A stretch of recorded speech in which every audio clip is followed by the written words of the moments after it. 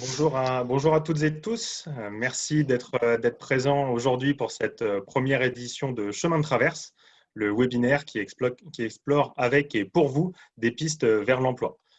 Vous êtes déjà 106 à nous avoir d'ores et déjà rejoints. Je vois Philippe, Bénédicte, Julie, Didier qui nous rejoignent dans le chat. Juste avant de rentrer dans le vif du sujet, je voudrais passer la parole à Vincent Godbout, délégué général de Solidarité Nouvelle face au chômage. Vincent, c'est à vous. Oui, merci beaucoup William. Bonjour à toutes et tous. Je suis vraiment très heureux de vous souhaiter la bienvenue pour ce premier webinaire de Solidarité Nouvelle face au chômage, SNC, ce webinaire qui s'appelle Chemin de Traverse, dans le cadre de notre programme 100 000 rencontres solidaires.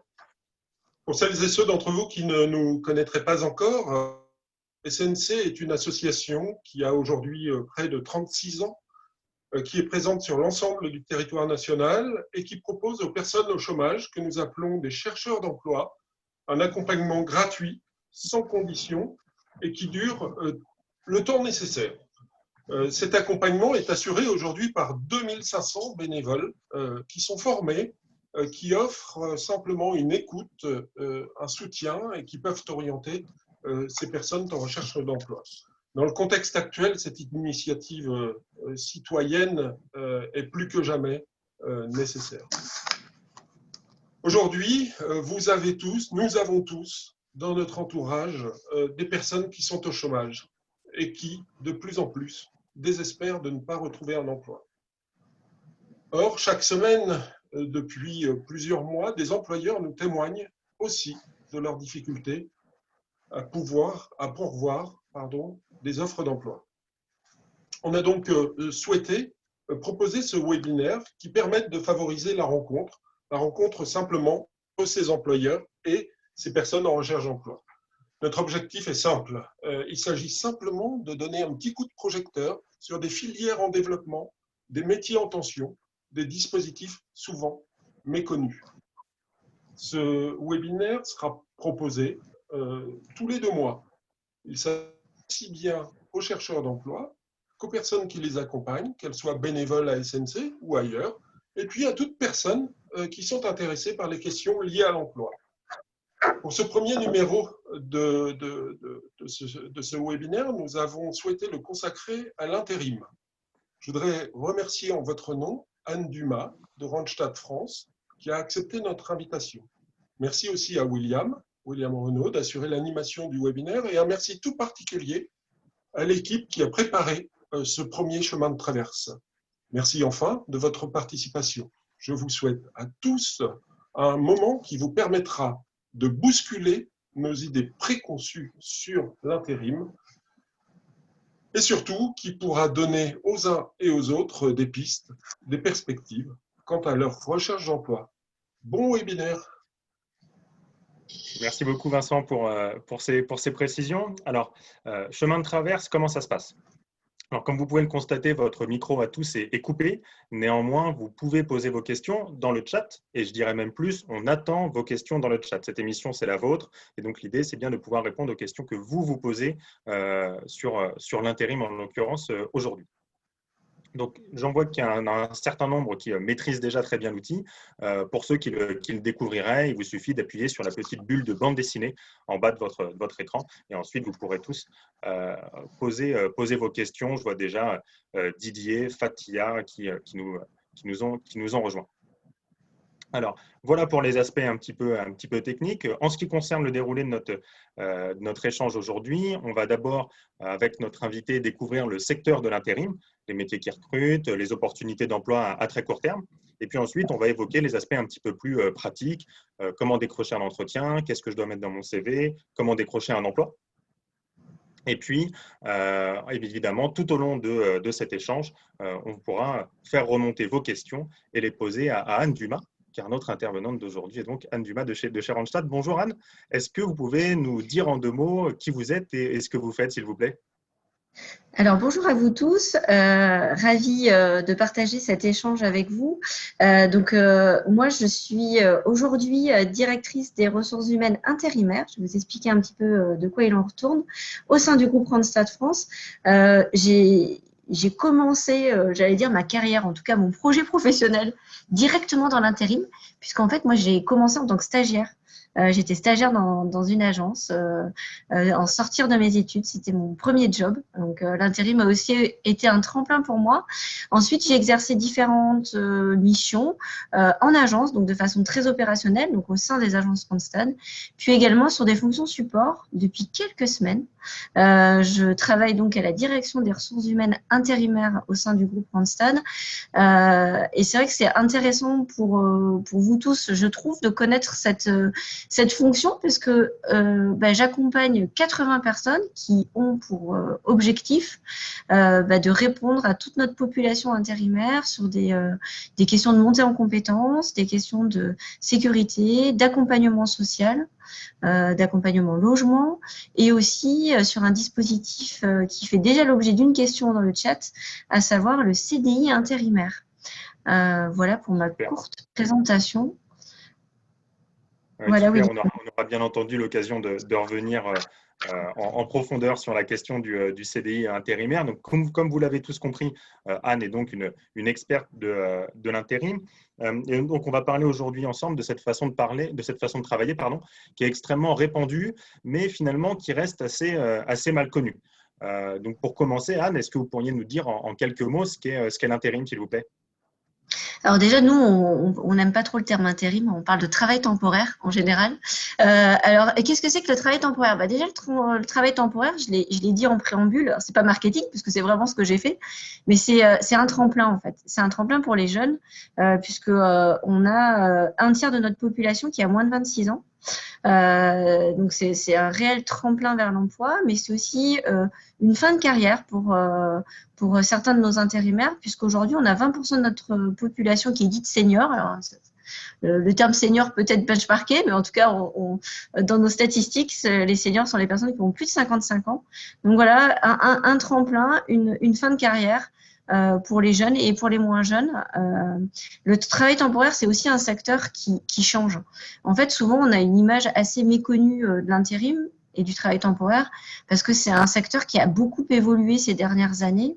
Et là, notamment, la plus grande évolution qui est connue, le secteur du travail temporaire, c'est le CDI intérimaire, qui est un nouveau dispositif. Alors, il est né en 2014, qui permet en fait à un collaborateur d'avoir un contrat à durée indéterminée avec Randstad, qui reste son employeur, avec une entreprise de travail temporaire. Et ça, c'est un dispositif qui date de 2014, mais qui aujourd'hui est assez peu connu. Et en dernier lieu, je dirais que le travail temporaire, c'est quoi? C'est aussi beaucoup de tech. Beaucoup de tech, c'est de notre stratégie, le tech and touch. Auparavant, il y a quelques années, mais ne serait-ce que 10 ans, un intérimaire, quand il terminait sa mission, il devait revenir à l'agence, déposer son bordereau-d'heures, le faire signer pour enregistrer sa paye. Aujourd'hui, on a dématérialisé le process administratif pour nos intérimaires. C'est-à-dire que nos intérimaires, de leur canapé, avec leur smartphone, ils peuvent, pas ils doivent, parce que c'est une possibilité qu'on leur offre, c'est pas une obligation, envoyer leur bordereau-d'heures, signer leur contrat de travail, avoir accès à leurs avantages sociaux, etc., etc. Donc, en résumé, le travail temporaire, je dirais que c'est un tremplin, un secteur qui change et un secteur qui s'est beaucoup dématérialisé. Et pour finir, je dirais un secteur assez encore méconnu, d'où l'intérêt, je pense, de ce webinaire. Complètement, complètement. Et d'ailleurs, en préparant cette petite émission, on a pu regarder un petit peu les différents chiffres qu'on pouvait trouver. Et en 2018, donc selon l'Observatoire de l'intérim représentait 800 000 équivalents temps plein, soit 3% de l'emploi salarié. À titre de comparaison, le secteur de l'automobile emploie 218 000 ETP, équivalent temps plein. Donc, on a un secteur qui représente 4 fois le secteur automobile. Et pourtant, comme vous le disiez, l'intérim souffre d'une mauvaise image parce qu'il est mal connu, alors même qu'on se disait que 20% du travail des agents que vous avez sous votre responsabilité est dédié à des placements en CDI. Tout à fait.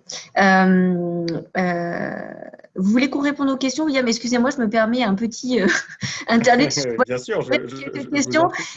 Et du coup, alors un équivalent temps plein, juste pour répondre, il y a une personne qui demande ce que c'est qu'un équivalent temps plein. Un équivalent temps plein, excusez-nous, hein, c'est un terme qu'on utilise beaucoup. C'est juste pour le spécifier. En fait, un équivalent temps plein correspond à un intérimaire qui travaille à temps plein. En fait. Donc, dans certains secteurs d'activité, pour travailler 35 heures, ça nécessitera 2 intérimaires, par exemple. Donc, quand on dit équivalent temps plein, ça veut dire que c'est bien des collaborateurs qui vont travailler à plein temps. Voilà, c'était juste pour préciser sur ce point-là. Merci les CDI de la précision. Ouais, avec plaisir. Et pour les CDI intérimaires, je réponds juste à une des questions parce que j'aime bien la réponse.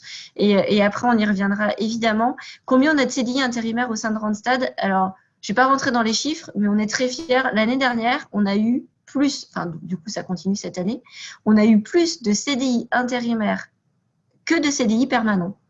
Vous voyez, c'est un monde qui change. On a désormais une population intérimaire en CDI qui est plus importante que celle de nos permanents. Et je trouve que c'est un chouette message. Au-delà d'être une statistique, c'est aussi un chouette message qu'on envoie. Exactement. Je vois d'ailleurs Chantal qui nous pose une question sur les secteurs qui recrutent. Et c'est vrai que quand on pense intérim, on a parfois des idées préconçues et on se dit que c'est pour les personnes qui travaillent dans le BTP, dans l'industrie. Mais dites-nous en plus alors sur ce monde qui change. Oui, tout à fait. Alors, quels sont les secteurs qui recrutent? Alors, c'est assez simple pour l'intérim. L'intérim, elle suit globalement l'économie du pays. Donc, dans les bonnes années comme en 2019, l'intérim a une super belle année. Les années comme celles qu'on est en train de traverser, évidemment, la crise sanitaire, la crise économique et la crise sociale démontrent bien qu'on est sur une année qui est un peu moins faste pour le monde de l'intérim. Donc, pour répondre très précisément, quels sont les secteurs qui recrutent? Quand vous vous posez cette question-là, je pense qu'il faut se mettre dans le bassin d'emploi dans lequel vous vous trouvez. Je voyais des gens qui venaient de Bretagne, de Paris. Évidemment, la réponse, elle est complètement différente, qu'on soit à Paris ou qu'on soit en Bretagne. L'intérim suit l'activité économique du pays, mais elle suit aussi l'activité économique du bassin d'emploi dans lequel elle se trouve. Donc évidemment, William le rappelait, hein, l'intérim est plus présent dans le BTP et dans l'industrie, mais dans certaines grandes agglomérations, par exemple Paris, où j'ai exercé des fonctions opérationnelles pendant quelques années, dans les grandes agglomérations, donc c'est valable aussi pour Lyon, on va avoir des agences qui vont s'hyper-spécialiser. C'est-à-dire qu'on ne sera pas sur une agence d'intérim qui va recruter tout type de profil, mais on va réussir à avoir, en fonction du bassin d'emploi dans lequel on est, des agences d'intérim qui vont se spécialiser, par exemple, dans la banque. Et on va faire tous les métiers de la banque. On va avoir des agences qui vont se spécialiser dans la relation client, donc les téléopérateurs que vous pouvez avoir. Voilà, en fonction des bassins d'emploi dans lesquels on se trouve, on va avoir des agences hyper spécialisées. Et aujourd'hui, il serait erroné de croire que l'intérim, c'est uniquement des agents de fabrication et des préparateurs de commandes. Non, c'est pas que ça. On a une belle représentativité de l'ensemble de nos secteurs d'activité. Par exemple, sur l'Île-de-France, on a 80% de nos agences qui sont aujourd'hui spécialisées, donc qui se spécialisent dans un secteur d'activité très précis.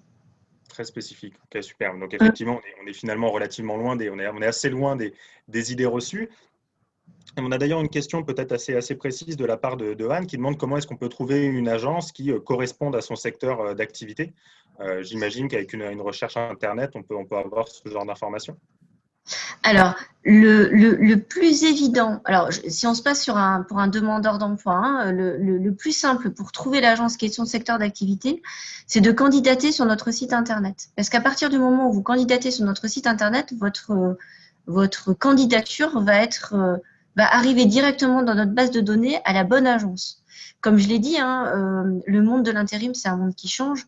Auparavant, il y a 10 ans de ça, alors 10 ans, c'est pas énorme non plus, hein. Nos agences, elles étaient dans des centres-villes, donc certains d'entre vous se disent, tiens, quand est-ce que j'ai vu une agence Randstad?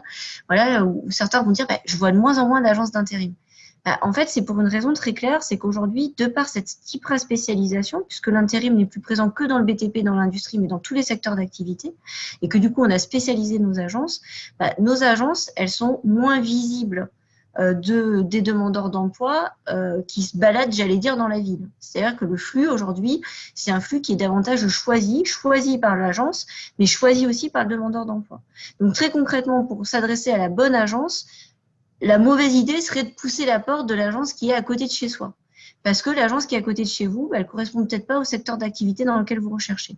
Donc, le mieux, c'est de candidater directement sur notre site Internet ou sur un site Internet d'une entreprise de travail temporaire qui va rerouter via des algorithmes exactement la bonne agence, la bonne agence qui va bien. Et avant de se déplacer physiquement dans une agence, moi, ce que je conseille toujours, c'est d'appeler l'agence si jamais la personne veut vraiment s'y rendre. C'est de contacter l'agence pour trouver la meilleure agence qui soit. Qui vous convient bien et qui pourra vous aiguiller le plus utilement possible. Tout à fait. On a pas mal de questions sur ce sujet-là, donc je me permets de rebondir dessus. Finalement, on associe parfois l'intérim avec la précarité. On ne sait pas si on travaille la semaine d'après, ce genre de choses. Et pourtant, on entend dans ce que vous nous dites que c'est loin d'être le cas. Notamment grâce au CDI intérimaire, excusez-moi. Tout à fait. Aujourd'hui, l'intérim, c'est de la flexibilité, évidemment. Hein, c'est le principe même de l'intérim. Dans les contrats de travail temporaire, c'est des contrats qui sont plutôt de courte durée, pas toujours, mais plutôt de courte durée, avec des indemnités de précarité qui y sont associées. C'est ça l'intérim, mais c'est aussi beaucoup les CDI intérimaires. Donc aujourd'hui, comme je vous le disais, hein, au niveau de du groupe que je représente, mais c'est valable également pour d'autres entreprises de travail temporaire. C'est un dispositif qu'on développe beaucoup. Alors peut-être je vois qu'il y a beaucoup de questions sur comment ça marche le CDI intérimaire. Donc ce que je vais faire, c'est que je vais peut-être préciser de façon assez pragmatique. Je pense que j'ai des gens en face qui sont, enfin virtuellement en face de moi, qui sont pragmatiques. Le CDI intérimaire. Alors le CDI intérimaire, l'employeur, c'est Randstad. L'employeur reste l'entreprise de travail temporaire. Le collaborateur en CDI intérimaire va, au moment de son contrat, déterminer une zone de mobilité, comme on peut l'avoir nous dans nos contrats de travail, et des emplois. 3 emplois sur lesquels il dit, voilà, moi, ces 3 emplois-là, je m'engage à respecter les missions qui me sont données dans ces 3 emplois. Et il va être délégué conformément à son contrat de travail dans différentes missions. Alors parfois, souvent, on peut le dire quand même, chez un seul et même client, parce qu'ils ont des habitudes et que ça leur plaît bien, mais aussi sur des clients successifs en lien avec leur qualification. Pendant les périodes, j'allais dire d'intermission, si jamais le CDI n'avait pas de mission, c'est un CDI qui reste rémunéré par Randstad en fait. Donc, il a des périodes de mission, il peut y avoir des périodes d'intermission et pendant ces périodes d'intermission, la rémunération est réalisée par son employeur. Voilà comment fonctionne le CDI intérimaire. À un moment donné, alors je regarde rapidement, il y a pas mal de questions, mais on me demandait combien de CDI intérimaires pouvaient être embauchés par la suite chez son client. Aujourd'hui, on évalue à 20 à 30% de nos CDI intérimaires qui vont démissionner pour être embauchés en CDI chez le client chez qui ils sont délégués. Voilà à peu près ce que ça peut représenter. D'accord. Je vois qu'il y a énormément de questions qui sont posées et si on n'a pas le temps de toutes les aborder dans le cadre de ce webinaire, on aura l'occasion d'y répondre au cas par cas. Merci à tous pour vos questions et bien entendu, n'hésitez pas à continuer à en poser. Il y a d'autres questions d'ailleurs sur les avantages de l'intérim, parce qu'on a vu qu'on est finalement relativement loin des idées reçues. Et à ce propos, je dirais même que l'étude de l'Observatoire de l'intérim que je citais tout à l'heure indiquait que 76% des personnes en intérim se déclarent satisfaites de cette situation et que 68% d'entre elles se projettent dans ce mode de travail pour 1 an ou plus. Donc finalement, cette idée reçue de précarité qu'on peut avoir ne se retrouve pas nécessairement dans les chiffres quand on pose la question aux premiers intéressés, j'allais dire. Et puis donc, on a d'autres questions sur les avantages de l'intérim, au-delà des avantages du CDI intérimaire dont on a pu parler. Quels sont les avantages de l'intérim un petit peu plus traditionnels entre guillemets ? En fait, l'avantage de l'intérim, c'est la flexibilité, c'est-à-dire qu'on va avoir des salariés qui vont, ce que je disais, on est beaucoup sur du tremplin, donc de jeunes et de moins jeunes, et ce qui plaît sur l'intérim, c'est la construction du projet professionnel. C'est-à-dire qu'en ayant un contrat de travail temporaire, on se laisse la possibilité de tester des choses et de voir si ça nous plaît ou si ça nous plaît pas. Et c'est ça qui plaît en général à nos salariés intérimaires, c'est la liberté qui est associée au contrat de travail temporaire. C'est-à-dire d'être délégué une fois dans le monde de l'agroalimentaire, une autre fois dans le monde de la logistique, et petit à petit voir ce qui plaît moins, et pouvoir affiner son projet professionnel pour les plus jeunes, Pour les seniors qu'on représente également, ça peut être un complément aussi d'activités. On peut avoir des personnes qui ont envie d'avoir un mix d'activités et c'est possible parce qu'on a des secteurs d'activité comme la logistique où les contrats de mission peuvent être de plus courte durée. Et donc, du coup, ça leur apporte un complément, on va dire, un complément d'activité qui est en lien avec leur projet professionnel. Donc voilà, au-delà du CDI intérimaire, ce qui peut plaire pour nos intérimaires, j'allais dire tout court. D'accord. On avait évoqué, enfin je vois qu'on pose la question d'ailleurs dans le chat, il y a également une indemnité de précarité à l'issue Tout à fait. des missions d'intérim de 10% du brut. Et puis donc, ce sont des expériences dans d'autres entreprises. Un autre élément qu'on abordait ensemble en préparant ce webinaire, c'est que l'intérim, c'est aussi l'opportunité de découvrir de nouveaux métiers, comme on le disait, de nouvelles entreprises, on le disait aussi, et c'est aussi une opportunité pour se former. Et vous nous disiez qu'il y avait des budgets spécifiques qui étaient alloués sur ce sujet-là. Alors, il y a des budgets spécifiques, pour le coup, des budgets plus que significatifs, puisqu'on consacre 50 millions par an à la formation de nos salariés intérimaires. C'est un dispositif qui est là aussi, vous voyez, assez méconnu dans le monde de l'intérim. Hein. Le monde de l'intérim, on a du mal à se dire, mais en fait, on a un budget de 50 millions qui est consacré à la montée en compétences de nos intérimaires et de nos CDI intérimaires. Aujourd'hui, on a 35 000 à peu près stagiaires formés par an. Alors, on va mettre de côté l'année 2020 qui a été une année évidemment entre parenthèses et très particulière, mais on a aujourd'hui un budget qui est consacré à de la formation courte. Donc ça va être pour vous qui êtes expérimentés du monde de l'emploi, des recyclages d'habilitation, des recyclages de CACES, mais on a aussi un budget significatif qui est directement consacré à la montée en compétences. Donc ça va être, je vous donne un exemple comme ça qui me vient à l'esprit. Dans le sud-est, on vient de former 10 préparateurs de commandes qui étaient demandeurs d'emploi, donc qui n'avaient jamais travaillé avec Randstad. On a des personnes qui sont formées chez nous au sein de Randstad à trouver le dispositif adéquat au projet professionnel. Et par exemple, dans le sud-est, voilà, on a formé des préparateurs de commandes pour travailler dans le grand froid. Donc ça, on les a entièrement montés en compétences pour avoir avoir en tout cas le savoir-faire pour être aujourd'hui un préparateur de commandes dans le froid. Pour ceux qui sont, je donne un autre exemple, moins province, plus parisien, les Parisiens ont vu l'ensemble des travaux qui sont mis en œuvre en ce moment sur le Grand Paris. Là aussi, on a eu à former des collaborateurs intérimaires sur un poste très particulier qui est un poste de tunnelier qui n'est pas un poste très courant.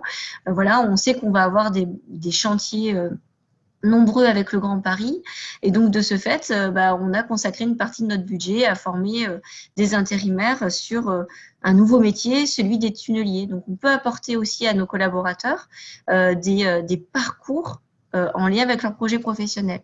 Est-ce qu'on travaille avec le Pôle emploi pour ces dispositifs-là? Je me permets de rebondir sur l'une des questions. Oui, tout à fait.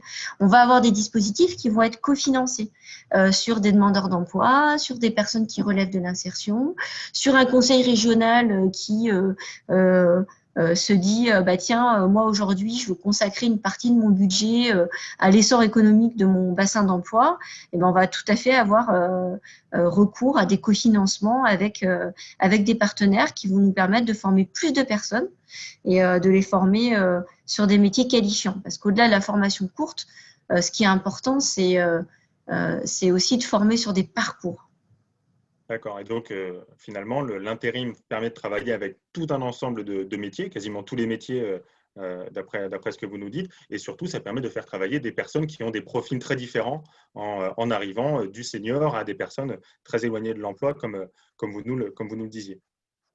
Oui, Alors, tout à fait. Dans les qualifications qui sont le plus représentées, pour rebondir on reste sur du premier niveau de qualification. Moi, j'aime pas le terme bas niveau de qualification, donc je préfère utiliser le premier niveau de qualification.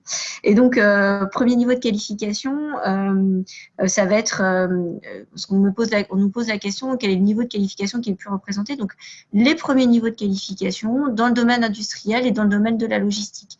Mais encore une fois, ce n'est pas la totalité des secteurs qui sont représentés, puisqu'on délègue des cadres, on délègue aussi des cadres supérieurs, etc., etc. Ok, super. Donc voilà, comme vous le voyez, on est face à un secteur qui est extrêmement divers finalement, à l'image du monde dans lequel il évolue tout simplement. Alors, encore une fois, merci à tous pour les très nombreuses questions que vous nous posez dans le chat. On essaye de répondre au maximum de questions que vous nous posez. Encore une fois, je le répète, à la fin de ce webinaire, on aura l'occasion d'en faire un petit condensé et on pourra répondre à celles que nous n'avons pas pu évoquer dans le cadre de ce webinaire. Le temps file, ça fait déjà 28 minutes qu'on est ensemble. Vous êtes 131 à suivre ce webinaire à cet instant. Merci à tous encore une fois d'être présents. Et c'est maintenant le moment de la deuxième partie de notre webinaire et qui est un petit peu plus spécifique sur comment décrocher un emploi en intérim maintenant. Donc, Anne Dumas, on a vu les différents avantages de l'intérim, des outils comme le CDI intérimaire ou les modules de formation qui sont proposés. Et bien que nous soyons en crise, il se trouve qu'il y a plusieurs opportunités dans le domaine de l'intérim. Si vous pouvez nous en dire un petit peu plus sur ces opportunités. On nous pose notamment une question sur le secteur médical, par exemple. Alors, oui, évidemment. En fait, vous l'avez dit, William, on représente le bassin économique. Donc, aujourd'hui, les métiers qui sont en tension, ça va être évidemment les métiers relatifs au médical. On a, nous, un réseau qui est spécialisé dans cet intérim un peu différent, qui est un réseau qui se nomme Appel Médical et qui, vous voyez, on a même réussi à spécialiser toute une partie de notre réseau sur ce dispositif-là et sur ces métiers spécifiques que sont les métiers du médical. De façon plus globale, au-delà des métiers en tension, quelles sont les opportunités qu'il y a aujourd'hui dans le domaine de l'intérim? Je dirais que plus qu'un métier, en fait, ce qu'il faut voir, et au-delà des compétences techniques, que je le disais tout à l'heure, on peut toujours apprendre. Si on avait un conseil, une opportunité pour un demandeur d'emploi, ce qui va faire la différence, ça va être son dynamisme et son envie d'apprendre. Je vous apprends rien, vous êtes tous expérimentés dans l'accueil de demandeurs d'emploi. Ce qui est important pour nous, c'est que la personne ait une vraie connaissance de son projet professionnel, de ce qu'il est en mesure d'accepter ou de refuser. En gros, ce qui est important pour nous, c'est que le projet professionnel il soit clair. J'accepte ça, je refuse ça. Et qu'en fonction du souhait du demandeur d'emploi, s'il accepte, s'il refuse de travailler, je dis n'importe quoi, moi, dans l'agroalimentaire et qu'il habite en Bretagne, il sait qu'en ayant ce projet professionnel, il saute une partie du dynamisme de son bassin d'emploi et donc une partie de la régularité de mission. Donc, c'est quoi les petites astuces qu'on pourrait demander à un demandeur d'emploi? C'est démontrer son dynamisme, démontrer son envie d'apprendre et surtout avoir un projet professionnel qui soit clairement identifié et communiqué surtout à la personne au sein de l'agence d'intérim. Super, donc de la motivation, des compétences, de l'envie, de la motivation, de l'envie, et finalement sur le reste, on peut être outillé sur la question des compétences.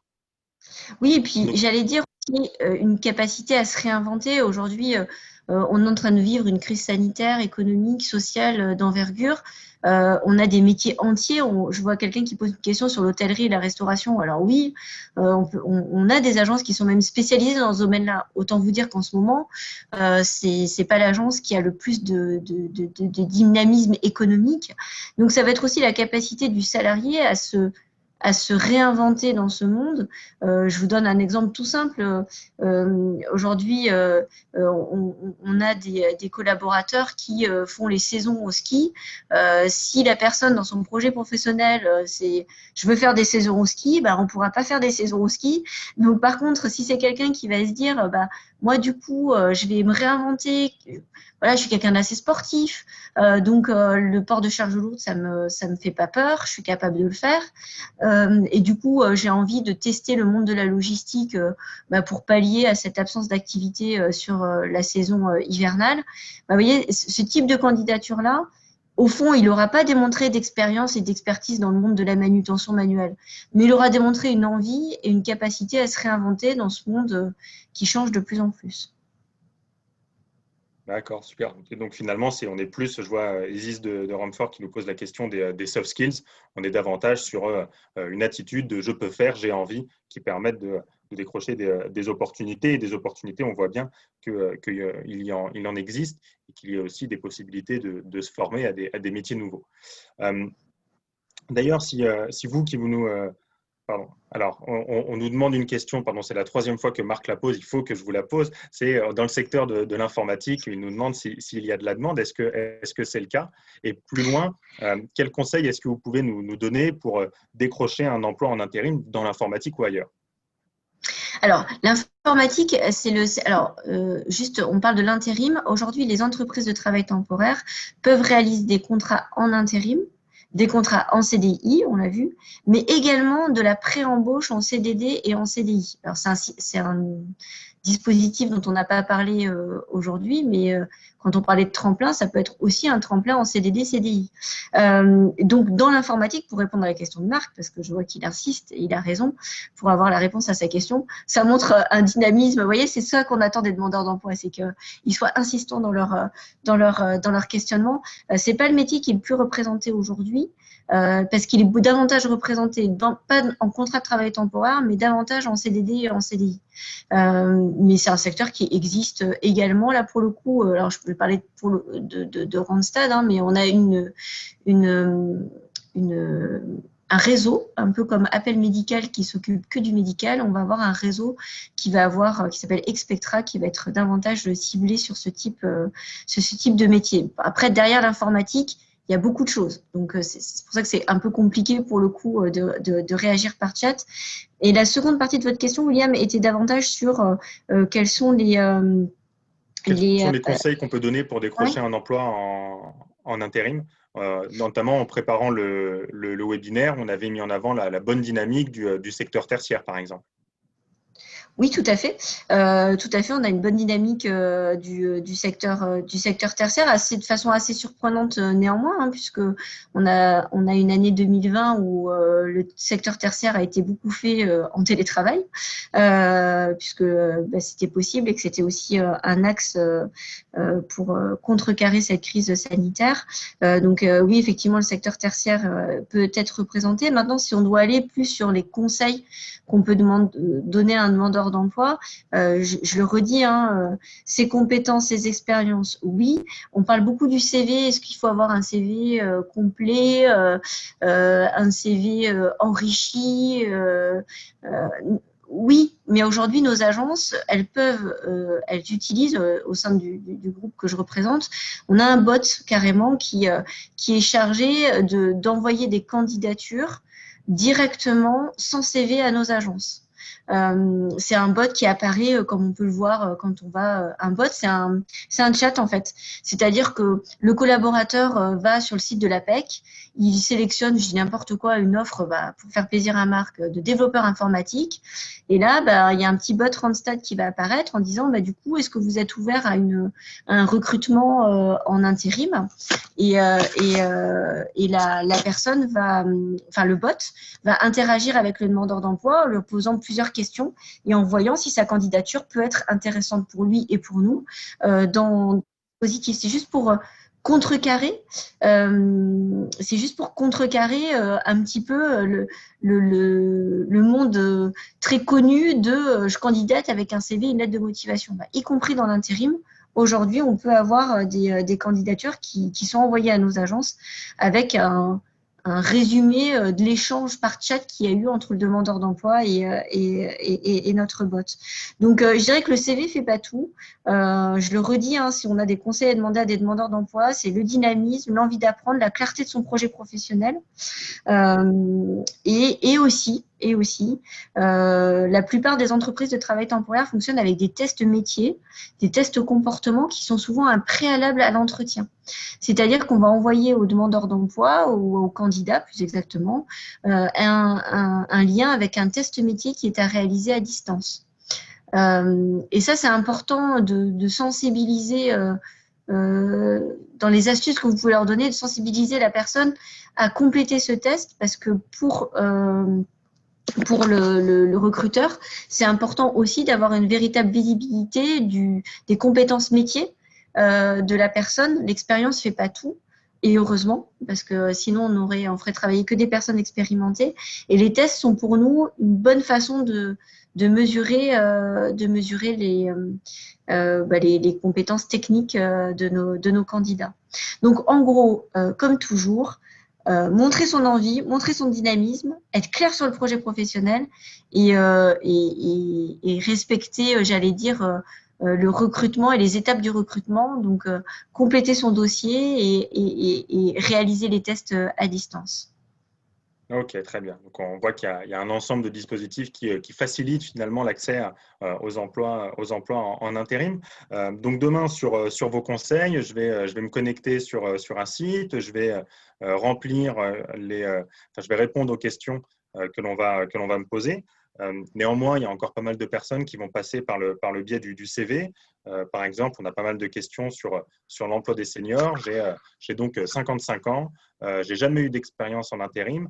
Qu'est-ce qu'il doit y avoir sur mon CV et quelles questions on va me poser? Alors, l'emploi des seniors, le fait que quelqu'un n'ait jamais travaillé en intérim ne pose en aucun cas problème. C'est pas, je dirais même que c'est pas quelque chose qu'on regarde. Ce qu'on va regarder, c'est la cohérence du projet professionnel avec les expériences passées. Donc là, c'est difficile de naviguer comme ça, parce qu'il faudrait voir ce que veut faire cette personne. Le simple fait d'être senior, en fait, va pas aller dans une case ou dans une autre. C'est la personne derrière le senior qui nous intéresse. C'est qu'est-ce qu'il a fait, qu'est-ce qu'il peut faire et qu'est-ce qu'il a envie de faire. Donc, les conseils pour un senior, pour un junior, pour un travailleur handicapé, que sais-je, ça va être de se présenter de suivre le cursus qu'on a vu, c'est-à-dire de candidater prioritairement sur le site de l'entreprise de travail temporaire. Il y avait une question tout à l'heure qui était de dire quelle est l'adresse du site. Alors, je vais répondre globalement pour l'intérim. Vous prenez n'importe quelle enseigne et vous rajoutez .fr. La nôtre, c'est Randstad, donc c'est randstad.fr et vous verrez, c'est assez bien fléché.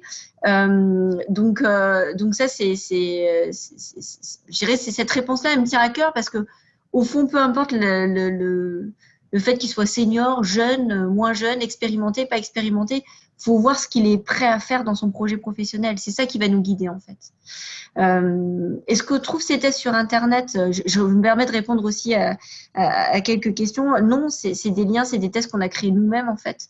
Donc, du coup, c'est des tests qui sont internes et que le collaborateur ne pourra réaliser qu'une fois qu'il aura reçu les liens qui vont bien de la part de son agence de travail temporaire. Est-ce que les entretiens se font en visioconférence? On en aurait parlé il y a 6 mois, j'aurais dit de façon extrêmement marginale. Aujourd'hui, la plupart de nos entretiens se font en visioconférence. Pour le coup, il n'y a rien d'imposé. Hein. Nos agences continuent à rester ouvertes avec la conformité par rapport aux gestes barrières. Mais évidemment, ce qu'on peut faire en visioconférence, et si le demandeur d'emploi en est OK, on peut réaliser des entretiens en visioconférence. En tout cas, on a tout en œuvre pour pouvoir tout dématérialiser. Je ne sais pas si j'ai répondu à votre question, j'ai digressé. William, je m'en excuse, mais surtout, l'important, ce n'est pas tant de répondre à mes questions, c'est bien entendu de répondre aux questions qui sont posées dans le chat et que nos 125 participants nous adressent. Et j'ajouterais par-dessus le marché que Solidarité Nouvelle face au chômage développe des ateliers de formation aux outils à distance. Donc là aussi, on a des éléments qui permettent d'outiller les chercheurs d'emploi. Oui.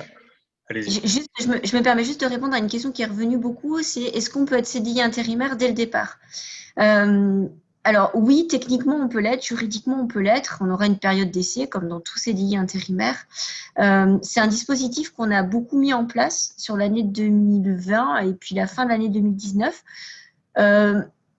Les résultats n'ont pas été extrêmement concluants, c'est-à-dire qu'on a eu pas mal de démissions sur des personnes qui commencent directement par un CDI intérimaire. Donc, je dirais que ça ne doit pas être la donnée d'entrée, c'est-à-dire que la personne ne peut pas pousser la porte en disant moi, je vais être CDI intérimaire. Là encore, ça va être le travail du recruteur en agence, de son bassin d'emploi, de ce que le demandeur d'emploi est prêt à accepter ou non, qui va faire qu'on va déclencher un CDI intérimaire ou pas. Donc, c'est vraiment un travail triptyque qui va se mettre en œuvre. Et de ce fait, il n'y a pas de réponse à proprement parler, de dire oui ou non. Oui, c'est possible. Est-ce qu'on le fait beaucoup? Non. Est-ce qu'on l'a fait? Oui. Est-ce qu'on continue à le refaire? Oui. Mais ça doit être fait dans un cadre où tout le monde est d'accord sur les droits et devoirs de chacun. Ouais, bien entendu. Le temps passe extrêmement vite. Il est bientôt 2h moins le quart. Donc, je pose une dernière question dans celle qu'on avait prévue. Ensuite, on aura le temps d'en prendre une ou deux du chat. C'est juste poser la question de l'entretien d'embauche. Je suis allé sur le bon site, j'ai rempli j'ai répondu aux questions, j'ai rempli le formulaire qu'on m'a demandé de remplir. J'ai bien fait mon CV, qu'est-ce qui va se passer pendant un entretien d'embauche? Quelles questions on va me poser et quelles sont les réponses qu'on va attendre si on attend des réponses? Alors, vous avez bien, bravo William, vous avez suivi tout le cursus, vous avez fait vos tests, vous avez complété le dossier et là, vous allez avoir un entretien de recrutement avec un recruteur au sein de nos agences qui va vous poser des questions en lien avec son bassin d'emploi. C'est là où on va être beaucoup plus précis. On va dire, voilà, aujourd'hui, vous cherchez un poste d'agent de production ou un poste de cadre. Alors, cadre, c'est pas un poste, c'est un statut, mais ou un poste d'assistant, voilà, assistant de direction. Et là, on va vous poser, enfin, en fait, on va vous expliquer les missions qu'on peut vous proposer, d'accord, et faire le point avec vous si vous avez les compétences et ou la motivation d'exercer cette mission en tant qu'assistant de direction. Donc très concrètement, ça va être est-ce que vous préférez faire de l'assistanat pour une PME ou plutôt pour un grand groupe?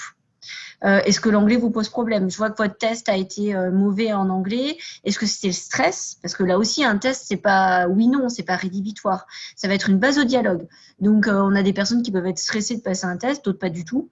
Donc, on va évaluer avec la personne si elle a eu 10 ans d'expérience dans une entreprise internationale. Ben, on va se dire qu'elle était stressée au test et que globalement, elle sait bien parler anglais. Du coup, vous voyez, c'est ce type d'éléments très précis et très particulier puisque ça va s'adapter au bassin d'emploi dans lequel l'agence est située et au parcours professionnel du demandeur d'emploi. Donc, ça sera un entretien de recrutement classique. Est-ce qu'il y a des astuces? Toujours la même, d'être précis et d'être cohérent avec son projet professionnel, de ne pas dire oui à tout si c'est pour dire non après. Et d'être très précis sur ce qu'on est prêt à accepter et ce qu'on n'est pas prêt à accepter. D'accord, très bien. Écoutez, je pense que maintenant, on a une vision assez claire de la façon dont ça peut se passer si, à la fin de ce webinaire, les 125 personnes qui nous suivent veulent effectivement se laisser tenter par l'intérim. Alors, je prends deux dernières questions du chat et ensuite, il faudra qu'on s'arrête. On a promis de vous libérer. J'allais dire à 13h45, il est 13h45, mais je ne doute pas que vous nous accorderez 5 minutes de plus, Anne. Juste pour poser une question sur quels sont concrètement les avantages d'être recruté en intérim plutôt que par un employeur unique. On a parlé de flexibilité, on a parlé on a parlé du fait de pouvoir découvrir de plusieurs entreprises, on a parlé d'une paye qui est 10% plus importante, puisqu'il y a une prime de précarité. On a parlé de la formation. Et enfin, vous le disiez, c'est surtout un tremplin, parce que vous disiez que l'intérim est parfois le premier secteur à souffrir, mais c'est aussi le premier à repartir. Tout à fait. Et on pourrait ajouter à ça aussi une flexibilité du temps de travail. C'est beaucoup quelque chose que nos intérimaires dans les observatoires qui sont réalisés par le Prisme Emploi mettent en avant. C'est que être en contrat de travail temporaire, c'est ne pas être lié à un employeur unique, justement. Et du coup, si la personne veut s'absenter pendant 2 mois et profiter de ces 2 mois d'été pour partir à l'étranger, c'est quelque chose qui est immédiatement faisable si on est sur du contrat court. C'est-à-dire que la flexibilité, elle est pour l'entreprise utilisatrice, mais elle est aussi pour le travailleur, donc en intérim. Donc c'est une flexibilité, j'allais dire, qui parfois peut être souhaitée par nos collaborateurs. Ok, super. Écoutez, voilà, il est 13h47 maintenant. Je sais que vous avez d'autres obligations, Anne, à moins que vous ayez vu une question à laquelle vous dites, celle-là, je peux pas la laisser passer, il faut que j'y réponde. Allez, il y en a une qui me plaît bien parce qu'on s'adresse à nos collaborateurs en agence et comme j'ai travaillé beaucoup en agence, c'est celle de Patrice qui nous demande quelle est la formation, le diplôme d'un recruteur en agence. En fait, on a différentes fonctions au sein de nos agences de travail temporaire. Je dirais que c'est vraiment un job, il n'y a pas de diplôme ou il n'y a pas de formation qui sont associées. J'ai toujours tendance à dire, quand on rentre dans une agence de travail temporaire, on sait tout de suite si ça nous plaît ou si ça nous plaît pas. Donc, il n'y a pas de genre, il faut un bac+2 absolument et avoir eu 5 ans d'expérience dans le service RH. Non, il faut montrer une appétence commerciale parce qu'il faut aller chercher les clients. Hein. C'est quelqu'un me posait une question, comment on trouve nos clients? En les démarchant. Donc, il y a un travail commercial qui est important. Mais il y a aussi un travail de matching, trouver la bonne personne pour le bon client. Donc, il n'y a pas de diplôme, il n'y a pas de formation préconçue. Nos salariés en agence, ils sont obligés ils sont obligés, non, c'est ça qui fait la force. Moi, j'adore ça, mais c'est qu'ils font à la fois le commercial, le recrutement et l'administratif. C'est-à-dire ils vont trouver le client, trouver l'intérimaire et faire le contrat et la paye de l'intérimaire. Donc, c'est un métier qui n'existe pas en fait dans les formations, dans les expériences. Mais aussi, c'est également un tremplin. Alors, c'est bien, ça va faire un lien par rapport à ma présentation. C'est vrai que pour des jeunes qui arrivent sur le marché de l'emploi, qui ont un stage de quelques mois en commercial ou en recruteur, je trouve que l'intérim, aussi en interne, est un beau tremplin pour exercer ces 3 types de compétences, vendre, recruter et gérer nos salariés intérimaires. Et j'y vois là une formidable expérience et diversité pour les jeunes qui voudraient rejoindre le travail temporaire. Ça sent le vécu. Ouais, je suis obligée. Et finalement, peut-être que le parallèle qu'on peut tracer, c'est que pour travailler dans l'intérim, on cherche des personnes qui ont envie de faire, surtout une attitude, et c'est ce qu'on recherche aussi chez les candidats pour des postes en intérim. Écoutez, merci beaucoup Anne pour votre enthousiasme. Je vois qu'il y a plusieurs remerciements qui arrivent dans le chat, donc merci beaucoup pour tous ces éclairages. On touche maintenant à la fin de ce premier numéro de Chemin de Traverse. Merci à vous tous pour votre écoute et pour votre participation. Avant de se quitter, 3 choses. D'une part, vous pourrez retrouver ce webinaire en vidéo sur la page YouTube de Solidarité Nouvelle face au chômage. On va essayer d'avoir ça de prêt pour le début de semaine prochaine. Deuxièmement, afin de nous améliorer et de vous proposer les émissions les plus pertinentes possibles, on va vous envoyer un petit questionnaire de satisfaction. Donc, n'hésitez pas à nous faire vos retours, les bons, les mauvais, ceux du milieu. Bref, n'hésitez pas, on est vraiment friands de vos retours pour pouvoir s'améliorer.